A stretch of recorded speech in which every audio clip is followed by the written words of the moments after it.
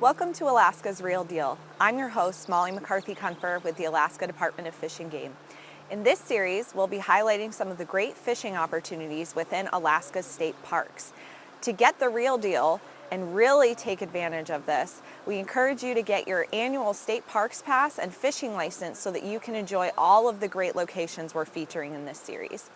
As you can see, we're at the Crooked Creek Recreation Site located in Kasilof, Alaska. Today we'll meet up with Alaska State Park staff as well as Fish and Game staff to learn all about how to best recreate at this site.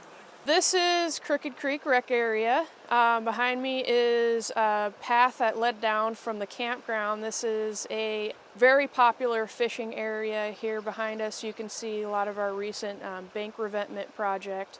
We have 79 campsites within our campground and an additional 36 sites just for day use. Now, most of the campground is going to be gravel parking lot style camping with some additional picnic tables and fire rings in the median as well as on the periphery of the campground. When you're camping at Crooked Creek Rec Area, just keep in mind that we do not allow food waste to be stored anywhere that's accessible to bears. Make sure that you have that tucked away inside a hard-shelled vehicle at night or inside your RV. We haven't had bear problems in recent history, and we want to keep it that way. Now that we've met up with Melissa from Alaska State Parks, we're going to meet with Colton Lipka and learn how to fish at this awesome site.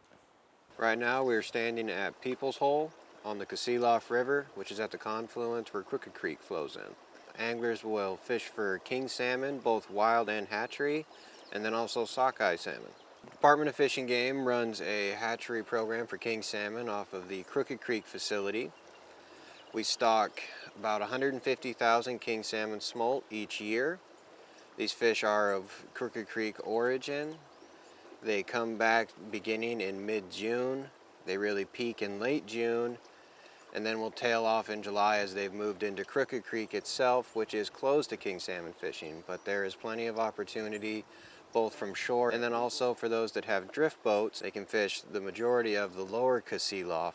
So while fishing for king salmon at this site, you are allowed to use bait as well as multiple hooks under general regulation.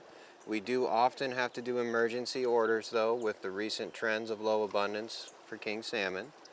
So depending on what regulations are in place, make sure you check before you go fishing.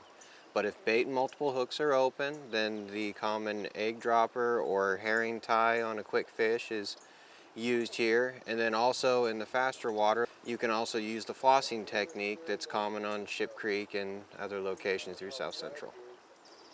So when I come down here to fish, I'm a shore angler, and so I use a fly rod.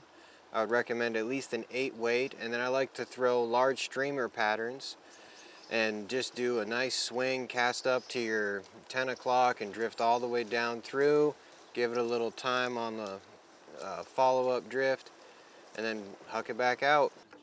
For anybody that wants to come down and fish the Crooked Creek site, we please ask that you are respectful of the banks and of all the facility and area. Clean up your trash, be mindful of the signs, and in general, take care of the habitat on the river. We hope that you'll consider Crooked Creek State Recreation Site for your next family outing. Thanks for joining us and stay tuned for more episodes.